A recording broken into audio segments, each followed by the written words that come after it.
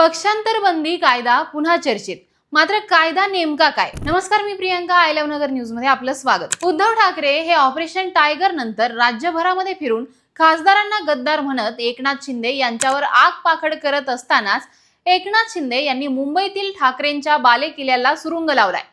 विधानसभा निवडणुकीमध्ये आदित्य ठाकरे यांच्या वरळी मतदारसंघातील विजयामध्ये महत्त्वाची भूमिका बजावणारे सचिन अहिर यांना एकनाथ शिंदे यांनी गळाला लावलं आहे. सचिन अहिर यांनी मंगळवारी शिंदे गटाकडून विधान परिषदेच्या उपसभापतीचे उमेदवार म्हणून अर्ज दाखल केला, तेव्हा राजकीय वर्तुळाला आश्चर्याचा मोठा धक्का बसला. आता या सगळ्यानंतर सचिन अहिर यांच्यावर पक्षांतर बंदी कायद्याअंतर्गत कारवाई होणार की नाही अशी चर्चा सुरू झाली आहे. मात्र हा पक्षांतर बंदी कायदा नेमका काय आहे तेच आज आपण जाणून घेणार आहोत. आता कायदा नेमका काय आहे? भारतात एखादा खासदार किंवा एखादा आमदार एका पक्षाच्या तिकिटावर निवडून येतो आणि नंतर सत्ता, पद किंवा राजकीय फायद्यासाठी दुसऱ्या पक्षात जातो.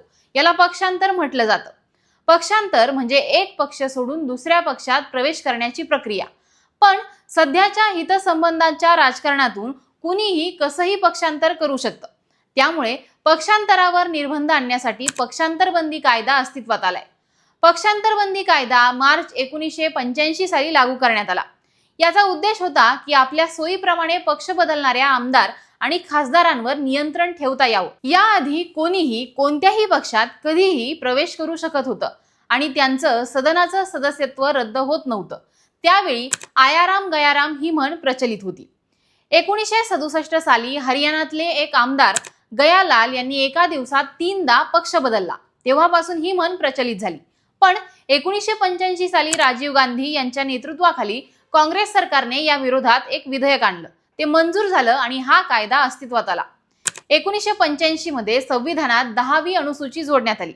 यानुसार एखाद्या लोकप्रतिनिधीने पक्षांतर केल्याच्या कारणावरून सभागृहातील इतर सदस्यांनी केलेल्या याचिकेनंतर संबंधित लोकप्रतिनिधीचं सदस्यत्व रद्द करण्याचे अधिकार हे पीठासीन अधिकाऱ्यांना म्हणजेच विधानसभा किंवा लोकसभा अध्यक्षांना देण्यात आले आहेत. पक्षाचा आदेश म्हणजेच व्हीप न मानणं किंवा संबंधित पक्षाचा राजीनामा दिल्यास त्यांचं सदस्यत्व हे आपोआप रद्द होतं. हा कायदा विधानसभा आणि लोकसभा या दोन्ही ठिकाणी लागू आहे. पक्षांतर केलं तरीही या लोकप्रतिनिधींचं सदस्यत्व रद्द होऊ शकतं. आता या पक्षांतर बंदी कायद्याचा मुख्य उद्देश नेमका काय?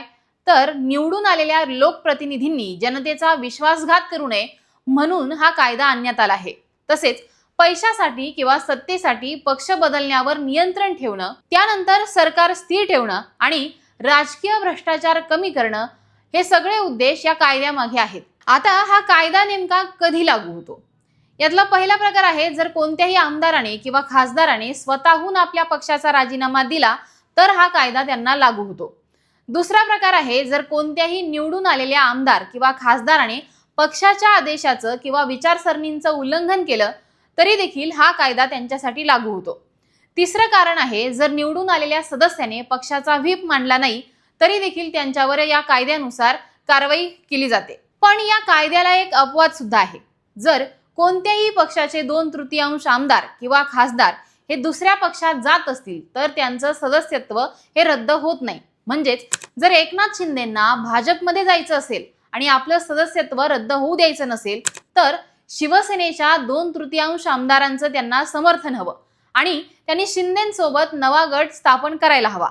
हा गट भाजपला समर्थन देऊ शकतो. अशा परिस्थितीमध्ये नव्या गटातले आणि मूळच्या पक्षातले असे दोन्हीकडचे आमदार हे अपात्र ठरत नाही. तर अशा पद्धतीने हा पक्षांतर बंदी कायदा आहे. तुम्हाला या कायद्याबद्दल नेमकं काय वाटतं हे आम्हाला कमेंट करून सांगा आणि पाहत राहा आय लव्ह नगर न्यूज.